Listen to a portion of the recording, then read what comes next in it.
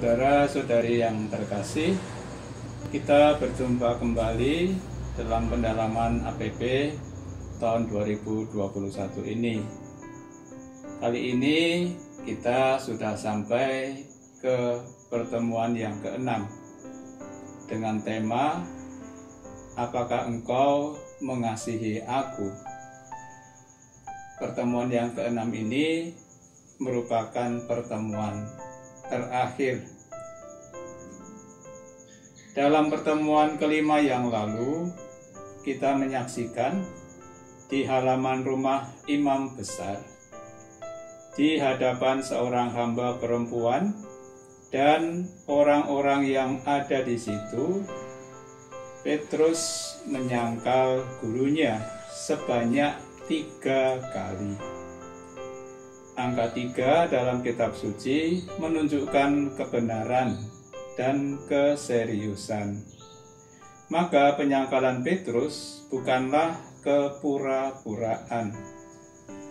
Kita juga merasakan betapa sedih hati Petrus karena penyangkalannya itu sampai dia menangis terseduh-seduh. Setelah bangkit, menurut cerita Injil Yohanes bab 21, Tuhan Yesus menjumpai Petrus dan teman-temannya di pantai Danau Tiberias. Sesudah sarapan, Yesus menanyai Petrus sampai 3 kali. Apa yang ditanyakan Yesus? Dan apakah pertanyaan itu berkaitan dengan tugas yang hendak diberikan kepada Petrus?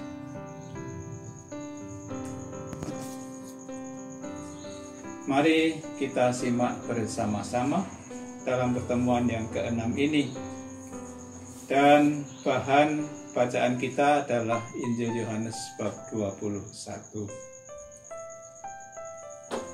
Mari teman-teman, kita mulai saja pertemuan kita ini, pertemuan yang terakhir, dengan mengambil Injil dari Injil Yohanes. Mari kita buka bersama-sama dengan tanda kemenangan Kristus, dalam nama Bapa dan Putra dan Roh Kudus. Amin.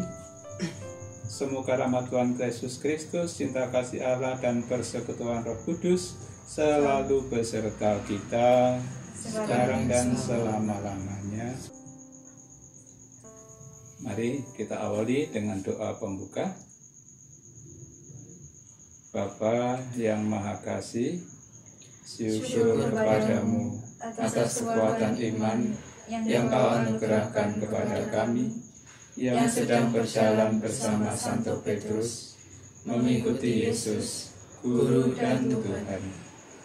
Meski memasuki situasi krisis dan menyatakan penyangkalan akan Yesus, dengan hati yang sangat sedih, Santo Petrus tetap mengikuti Yesus. Akhirnya Yesus wafat di salib dan dimakamkan. Namun Yesus bangkit dari mati dan menjumpai para muridnya. Dalam pertemuan ke-6 ini, bersama Santo Petrus, kami mengalami perjumpaan dengan Yesus yang bangkit. Utuslah Roh Kudus-Mu kepada kami, sehingga kami sungguh mengimani kebangkitan Yesus dan menjadi pewarta kebangkitan. Demi Yesus Kristus Putra-Mu, Tuhan dan Pengantara kami, sepanjang masa. Amin. Baik, mari sekarang kita mendengarkan bacaan dari Injil Yohanes yang merupakan bahan renungan kita pada kali ini. Kita tolong Matias untuk membacakan.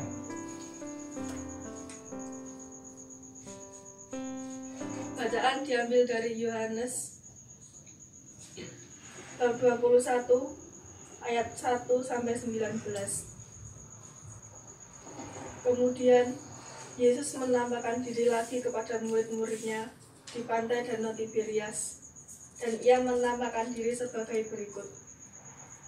Di pantai itu berkumpul Simon Petrus, Thomas yang disebut Didimus, Nathanael dari Kana yang di Galilea, dan anak-anak Zebedeus, dan 2 orang muridnya yang lain. Kata Simon Petrus kepada mereka, "Aku pergi menangkap ikan." Kata mereka kepadanya, "Kami pergi juga dengan engkau." Mereka berangkat lalu naik ke perahu. Tetapi malam itu mereka tidak menangkap apa-apa. Ketika hari mulai siang, Yesus berdiri di pantai. Akan tetapi, murid-murid itu tidak tahu bahwa itu adalah Yesus. Kata Yesus kepada mereka, "Hai anak-anak, adakah kamu mempunyai lauk pauk?" Jawab mereka, "Tidak ada." Maka kata Yesus kepada mereka, "Sebarkanlah jaramu di sebelah kanan perahu, maka kamu akan beroleh." Lalu mereka menebarkannya, dan mereka tidak dapat menariknya lagi, karena banyaknya ikan. Maka murid yang dikasihi Yesus itu berkata kepada Petrus, "Itu Tuhan." Ketika Petrus mendengar bahwa itu adalah Tuhan, maka ia mengenakan pakaiannya, sebab ia tidak berpakaian, lalu terjun ke dalam danau. Murid-murid yang lain datang dengan perahu, karena mereka tidak jauh dari darat, hanya kira-kira 200 hasta saja, dan mereka menghala jala yang penuh ikan itu. Ketika mereka tiba di darat, mereka melihat api arang, dan di atasnya ikan dan roti. Kata Yesus kepada mereka, "Bawalah beberapa ikan yang baru kamu tangkap itu." Simon Petrus naik ke perahu, lalu menghala jala itu di darat, penuh ikan-ikan besar. 153 ekor banyaknya, dan sesungguh pun sebanyak itu, jala itu tidak koyak. Kata Yesus kepada mereka, "Marilah dan sarapanlah." Tidak ada di antara murid-murid itu yang berani bertanya kepadanya, "Siapakah engkau?" Sebab mereka tahu bahwa ia adalah Tuhan. Yesus maju ke depan, mengambil roti dan memberikannya kepada mereka. Demikian juga ikan itu. Itulah ketiga kalinya Yesus menamakan diri kepada murid-muridnya sesudah ia bangkit dari antara orang mati. Sesudah sarapan, Yesus berkata kepada Simon Petrus, "Simon, anak Yohanes, apakah engkau mengasihi aku lebih dari mereka ini?" Jawab Petrus kepadanya, "Benar Tuhan, engkau tahu bahwa aku mengasihi engkau." Kata Yesus kepadanya, "Gembalakanlah domba-dombaku." Kata Yesus pula kepadanya untuk kedua kalinya, "Simon, anak Yohanes, apakah engkau mengasihi aku?" Jawab Petrus kepadanya, "Benar Tuhan, engkau tahu bahwa aku mengasihi engkau." Kata Yesus kepadanya, "Gembalakanlah domba-dombaku." Lalu Yesus kepadanya untuk ketiga kalinya, "Simon, anak Yohanes, apakah engkau mengasihi aku?" Maka sedih hati Petrus karena Yesus berkata untuk ketiga kalinya, "Apakah engkau mengasihi aku?" Dan ia berkata kepadanya, "Tuhan, engkau tahu segala sesuatu. Engkau tahu bahwa aku mengasihi engkau."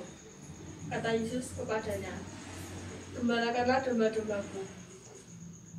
Aku berkata kepadamu, sesungguhnya ketika engkau masih muda, engkau mengikat pinggangmu sendiri, dan engkau berjalan kemana saja yang kau kehendaki. Tetapi, jika engkau sudah menjadi tua, engkau akan mengulurkan tanganmu, dan orang lain akan mengikat engkau, dan membawa engkau ke tempat yang tidak kau kehendaki." Dan hal ini dikatakannya untuk menyatakan bagaimana Petrus akan mati dan memuliakan Allah. Sesungguhnya, sesudah mengatakan demikian, ia berkata kepada Petrus, "Ikutlah aku." Demikianlah Injil Tuhan. Terpujilah Kristus. Ya, tadi kita sudah mendengar Injil yang berbeda dari pertemuan-pertemuan sebelumnya yang cukup relatif singkat. Kali ini Injilnya cukup panjang, tapi menarik sekali karena ini bercerita tentang dua hal sebenarnya. Ini diambil dari dua perikop Injil. Yang pertama tentang penampakan Yesus di pantai Danau Tiberias, dan yang kedua tentang penugasan Petrus. Tadi kita sudah mendengar Yesus bertanya kepada Petrus sampai 3 kali, dan pada akhirnya memberikan tugas kepada Petrus. Baik, sekarang kita akan lebih melihat Injil ini lebih dalam lagi. Kita seperti biasa akan dibantu oleh pertanyaan-pertanyaan dalam pendalaman teks berikut ini. Nanti kita akan mendengarkan jawaban-jawaban apa yang ada untuk memperkaya teks kita ini. Baik, pertanyaan yang pertama. Awalnya Yesus mendatangi Petrus dan teman-temannya di pantai dan berkata, "Mari ikutlah aku, dan kamu akan kujadikan penjala manusia." Lalu sekian lama Petrus mengikuti Yesus dengan berbagai hal yang dialami. Menurut Anda, mengapa sekarang ini Petrus kembali menangkap ikan sebagai nelayan? Perlu menjadi catatan, awalnya ini mengingatkan kita atau mengajak kita untuk melihat pertemuan yang pertama, ya, panggilan Petrus, "Ikutlah aku." Baik, silakan siapa yang mau memperdalam dengan menjawab pertanyaan ini? Ya, menurut saya Petrus kembali menangkap ikan karena Petrus sudah putus asa dan hilang harapan. Dengan bapaknya Yesus, Petrus sudah benar-benar putus asa. Bagi Petrus, Yesus sudah tidak bisa diharapkan lagi untuk melanjutkan mimpi-mimpi dan harapannya. Iya, kita sudah tahu bagaimana kelakuan-kelakuan Petrus yang menunjukkan bahwa dia punya harapan besar terhadap Yesus, ya. Sampai pada akhirnya Yesus marah, sungguh-sungguh marah kepada Petrus. Dan setelah mengalami sengsara wafat di salib, buyarlah sudah angan-angan Petrus atau impian Petrus terhadap Yesus sang gurunya. Maka dalam keputusasaan itu dia lalu kembali menangkap ikan sebagai nelayan seperti semula. Oke, sekarang berlanjut ke pertanyaan yang kedua. Dari pengalaman hidup sehari-hari, orang yang putus asa ada hubungannya dengan kegagalan dalam bekerja yang tentu saja tanpa hasil. Nah, tunjukkanlah dari teks tersebut ayat mana yang mendukung pernyataan itu. Ayat 3. Kata Simon Petrus kepada mereka, "Aku pergi menangkap ikan." Kata mereka kepadanya, "Kami pergi juga dengan engkau." Ungkapan Petrus yang akan kembali menangkap ikan dan kemudian diikuti oleh teman-temannya menunjukkan bahwa mereka sudah kehilangan harapan terhadap Yesus. Peristiwa keji yang menimpa Yesus yang berujung pada wafat Yesus di salib merupakan akhir dari mimpi Petrus bersama Yesus. Petrus sudah putus asa, walaupun Petrus sudah mendengar penuturan Maria Magdalena bahwa Yesus menampakkan diri kepadanya, dan Petrus melihat sendiri ketika Yesus menampakkan diri ketika Petrus dan teman-temannya berada di suatu ruangan. Petrus tetap tidak lagi melihat Yesus sesuai dengan harapannya. Petrus sudah benar-benar putus asa. Masih ada kalimat lain di ayat 3 yang menunjukkan kegagalan mereka dalam bekerja, yaitu, "Tetapi malam itu mereka tidak menangkap apa-apa." Kegagalan mereka menangkap ikan melengkapi rasa putus asa mereka. Dalam keputusasaan itu mereka seolah tidak punya harapan. Meskipun tadi sudah dijelaskan dalam jawaban yang sungguh bagus untuk melihat sebelumnya sebenarnya sudah ada penampakan Yesus ya, dari Maria Magdalena tadi yang bertemu sendiri dengan Yesus. Lalu ketika berada di ruangan, ketika yang pertama Thomas tidak ada, Yesus menampakkan diri. Lalu yang kedua ketika ada Thomas, itu pun Petrus juga ada di sana menyaksikan. Tetapi rupanya itu belum atau tidak bisa lagi menumbuhkan kepercayaannya dan harapannya. Maka Petrus putus asa. Saya kira ini juga merupakan pengalaman dari banyak orang dalam keputusasaan. Hampir pasti bahwa kita tidak akan memperoleh hasil apa-apa. Maka ya, pelajaran bagi kita penting supaya kita jangan sampai masuk ke dalam keputusasaan. Baik, sekarang pertanyaan yang ketiga. Setelah selesai sarapan, Yesus bertanya kepada Petrus, "Simon, anak Yohanes, apakah engkau mengasihi aku?" Dan ditanyakan sampai 3 kali. Menurut Anda, bagaimana perasaan Petrus ketika ditanya Yesus seperti itu? Dan mengapa? Kalau menurut saya, jika seseorang ditanya dengan pertanyaan yang sama secara berulang-ulang, menunjukkan bahwa orang yang bertanya itu masih meragukan jawaban yang diberikan oleh orang yang ditanya. Perasaan Petrus pastilah malu ketika Yesus bertanya kepadanya, "Apakah engkau mengasihi aku lebih daripada mereka ini?" Masih terbayang dengan jelas bagaimana pada saat itu Petrus menyangkal Yesus gurunya sampai 3 kali.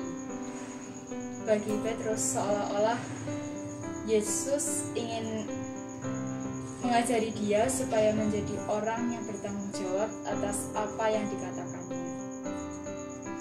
Jelas diungkapkan dalam ayat 17, "Maka sedih hati Petrus karena Yesus berkata untuk ketiga kalinya, 'Apakah engkau mengasihi aku?'" Gitu.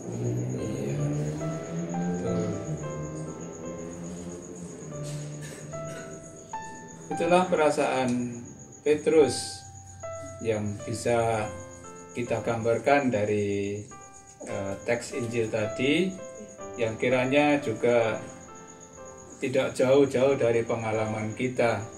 Tadi sudah dilatar belakangi oleh pernyataan bahwa kalau seseorang itu ditanya sampai beberapa kali atau sampai 3 kali seperti Petrus, itu biasanya ada sesuatu, entah ketidakpercayaan atau mungkin kekurang yakinan atas jawaban yang diberikan dan sebagainya. Nah, kiranya seperti itulah yang terjadi pada diri Petrus ketika ditanya oleh Yesus sampai 3 kali tentang kesungguhannya mencintai Yesus. Kalimatnya tadi, "Apakah engkau mencintai aku?" Dan tadi di ayat 17 sudah dengan jelas menyebutkan, "Maka sedihlah hati Petrus."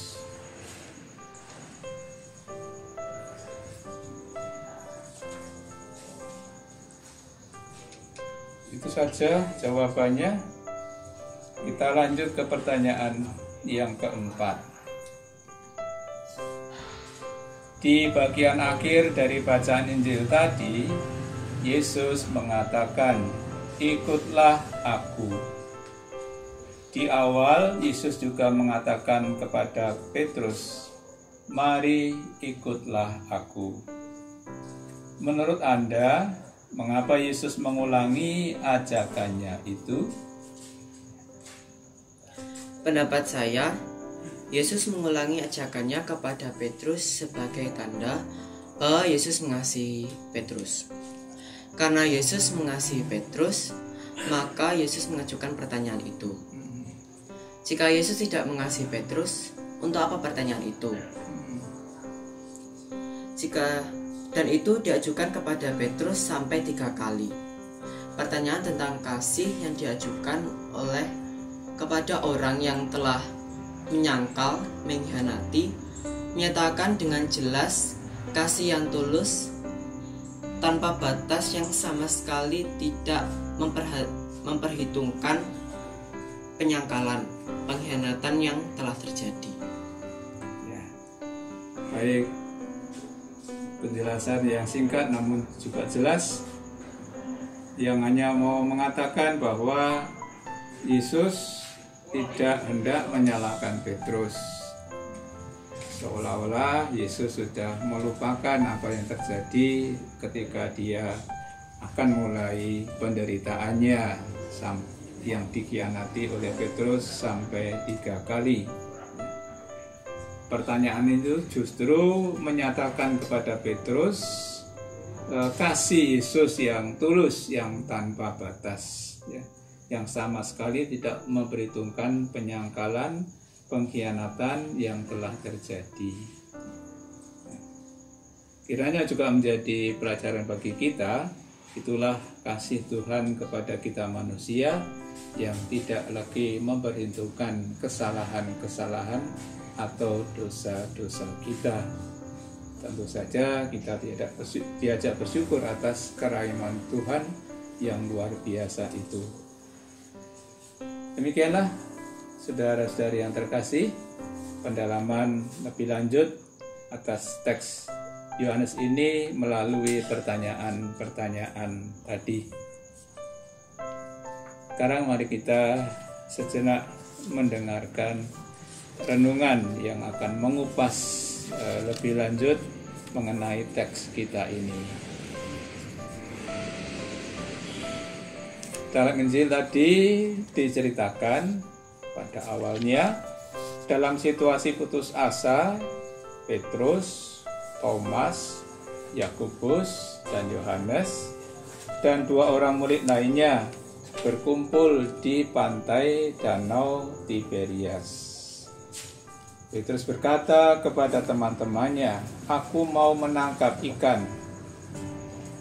Kata teman-temannya kepada Petrus, "Kami pergi juga dengan engkau." Orang yang putus asa tidak tahu apa yang akan dilakukan. Maka teman-temannya tadi ikut begitu saja apa yang dikatakan Petrus. Namun semalaman itu mereka tidak menangkap apa-apa. Keputusasaan membawa mereka kembali ke cara hidup lama, yaitu sebagai nelayan pencari ikan. Dahulu dari pantai mereka diajak Yesus untuk mengikutinya dan akan dijadikan penjala manusia. Dan mereka sudah meninggalkan perahu, jala, dan semua yang ada.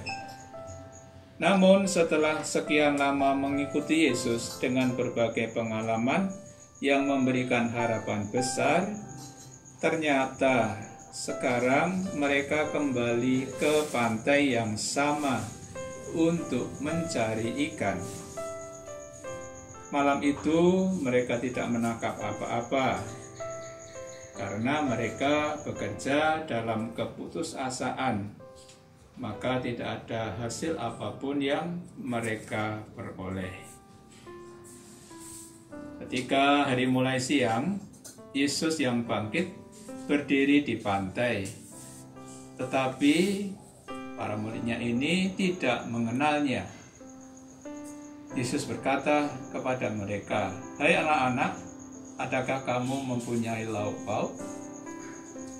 Mereka menjawab, "Tidak ada." Sangat jelas bahwa itu adalah jawaban orang putus asa.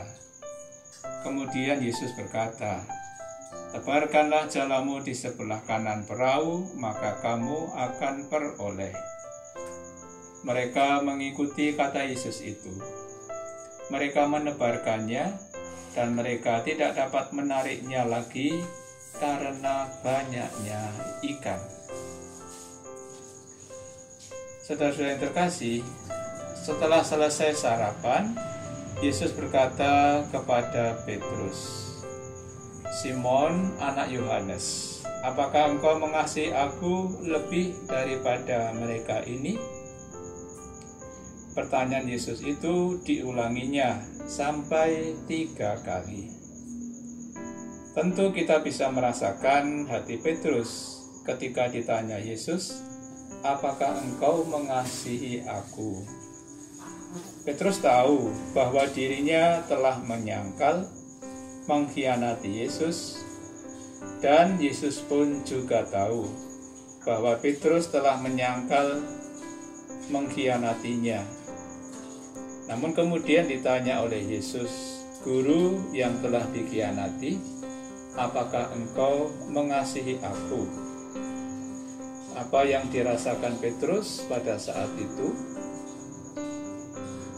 Ketika Petrus mendengar dan menjawab pertanyaan Yesus, "Apakah engkau mengasihi aku?" Penyangkalan, pengkhianatan yang telah dilakukannya tentu masih terbayang dengan jelas dalam diri Petrus. Setelah pertanyaan Yesus tentang kasih dan jawaban Petrus, barulah Yesus menyampaikan perintah agar menjadi gembala bagi domba-domba Yesus. "Gembalakanlah domba-dombaku." Perintah ini pun disampaikan 3 kali, maka menjadi sangat jelas bahwa kesediaan untuk menjadi gembala bagi domba-domba Yesus melulu karena cinta atau kasih akan Yesus. Tidak mungkin Petrus dapat mengembalakan domba Yesus jika Petrus tidak mengasihi Yesus. Kasih kepada Yesus mengalirkan kasih kepada domba-domba yang digembalakan. Menjadi gembala bagi domba-domba Yesus bukan memerintah, menguasai, atau mengatur, tetapi mengasihi mereka. Dengan demikian, Petrus mengasihi domba-domba Yesus karena telah mengalami dan merasakan kasih dari Yesus. Di akhir Injil tadi, kita mendengar Yesus berkata, "Ikutlah aku." Dengan demikian, peristiwa kebangkitan mengubah hidup Petrus dari mengikuti keinginan, ambisi, dan harapannya sendiri menjadi mengasihi dan kemudian mengikuti Yesus. Itulah buah kebangkitan. Maka mengenal Yesus berarti mengasihi dan mengikuti Yesus. Mari kita menyongsong hari raya Paskah ini dengan kebangkitan diri kita masing-masing, yang berarti menegaskan apa yang tadi sudah dikatakan. Kita harus mengupayakan segenap diri kita untuk mengasihi dan mengikuti Yesus.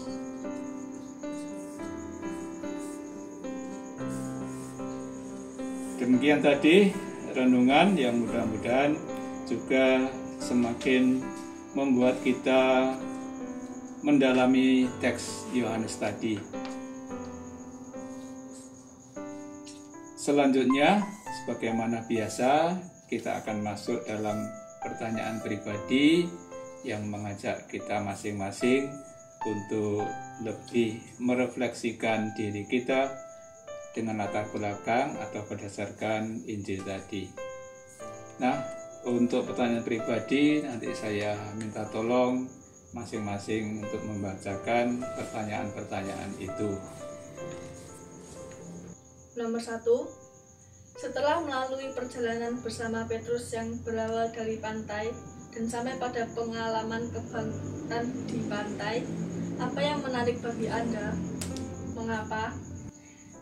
Yang kedua, dari perjalanan bersama Petrus, menurut Anda, apa hambatan yang paling besar dalam mengikuti dan mengenal Yesus?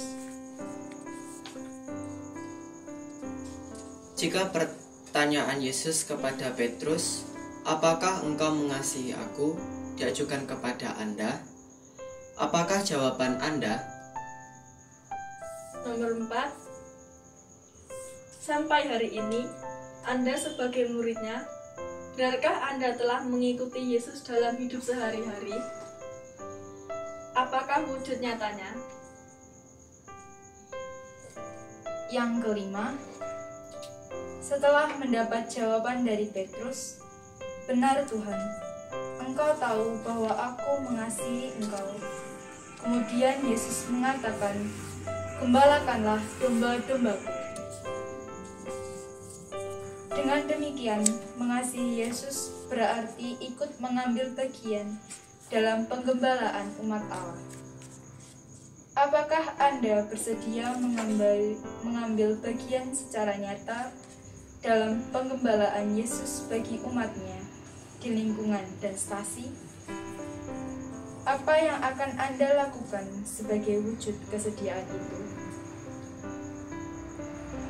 Yang keenam, setelah mengalami Yesus yang bangkit, Petrus mengalami perubahan hidup yang mendasar. Yang tadinya menyangkal Yesus, kemudian memberi kesaksian iman di depan banyak orang. Kisah Para Rasul menjadi pengkhotbah yang hebat di Serambi Salomo. Kisah Para Rasul bab 2 ayat 14-40. Menyampaikan khotbah di Serambi Salomo. Kisah Para Rasul bab 3 ayat 11-26. Menjadi pemimpin gereja pada saat-saat awal perkembangannya, sampai akhirnya menyerahkan nyawa demi Yesus.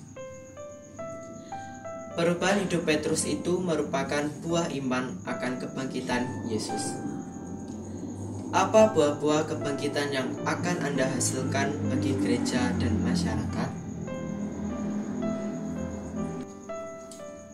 Demikianlah saudara-saudara yang terkasih, pertanyaan-pertanyaan pribadi yang mengajak kita semua untuk merefleksi lebih lanjut, sebagai juga persiapan bagi Anda dan saya untuk menyambut Paskah nanti.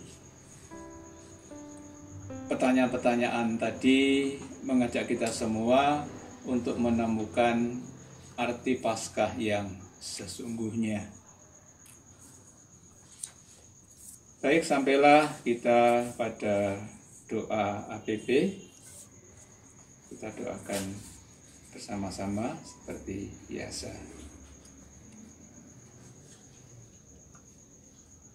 Bapa yang Maha Kasih, sudah sekian lama seluruh dunia berada dalam situasi hidup yang sulit karena pandemi COVID-19. Banyak yang telah menjadi korban. Tentu Engkau merasakan kesedihan kami. Kami sedih karena kami tidak dapat lagi dengan leluasa berkumpul dalam persekutuan untuk menumbuhkan iman kami. Terlebih kami hanya sebatas merayakan Ekaristi, sumber iman kami, secara virtual. Meski tidak mudah, kami terus berusaha mengembangkan iman kami dalam keluarga. Berkenanlah Engkau selalu melindungi dan menguatkan iman kami. Jangan biarkan kami menjauh dari-Mu. Maka dalam masa Prapaskah ini, kami tetap berjuang untuk menempuh jalan pemurnian iman dengan merenungkan sabda Putra-Mu. Berkatilah semua orang, terutama mereka yang sedang berjuang menyelamatkan banyak orang. Berkatilah juga para pemimpin masyarakat, negara, dan gereja, para gembala umat di lingkungan, stasi, dan paroki, beserta keluarga mereka. Berilah kekuatan ilahi-Mu bagi mereka yang sedang berada dalam situasi yang lebih susah dari kami akibat pandemi ini. Bantulah kami agar mampu setia menjaga keselamatan diri dan sesama dengan tetap disiplin mematuhi protokol yang telah ditentukan. Bapa yang Maha Kasih, berkenanlah menerima persembahan iman kami yang sederhana di masa Prapaskah ini. Doa ini kami panjatkan dengan perantaraan Yesus, Guru dan Tuhan kami, yang hidup dan berkuasa, kini dan sepanjang masa. Amin. Ibu Maria, Engkau selalu menyertai perjalanan hidup kami. Tentu Engkau merasakan keprihatinan hidup kami saat ini. Bantulah kami senantiasa dengan doa-Mu. Salam Maria, penuh rahmat Tuhan serta-Mu. Terpujilah Engkau di antara wanita, dan terpujilah buah tubuh-Mu Yesus.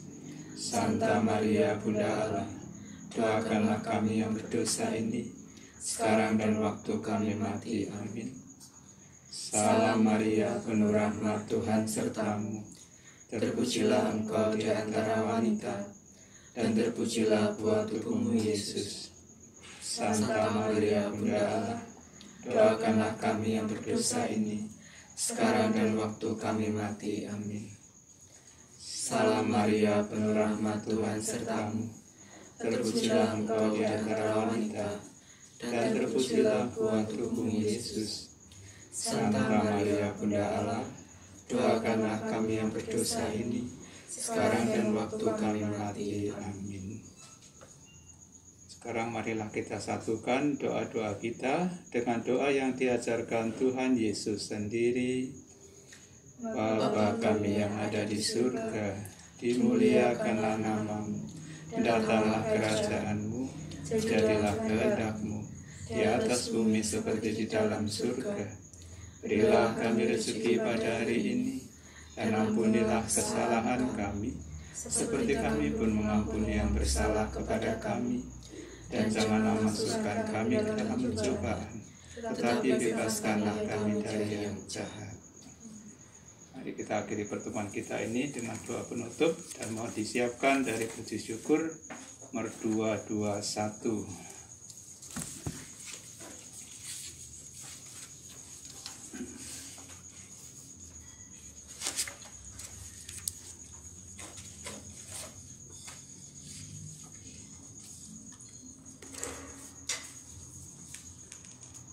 Doa penutup. Bapa yang Maha Kasih, terimalah kami. Kami telah mengikuti perjalanan Petrus sampai pengalaman kebangkitan. Berkatilah kami sehingga iman kami akan kebangkitan Yesus berbuah bagi kehidupan gereja dan masyarakat. Sebagai penutup rangkaian perjalanan mengenal Yesus dalam masa Prapaskah ini, kami berdoa bersama Santo Fransiskus Assisi. Jadikanlah aku pembawa damai. Tuhan, jadikanlah aku pembawa damai bila terjadi kebencian. Jadikanlah aku pembawa cinta kasih bila terjadi penghinaan. Jadikanlah aku pembawa pengampunan bila terjadi perselisihan. Jadikanlah aku pembawa kerukunan bila terjadi kebimbangan. Jadikanlah aku pembawa kepastian bila terjadi kesesatan.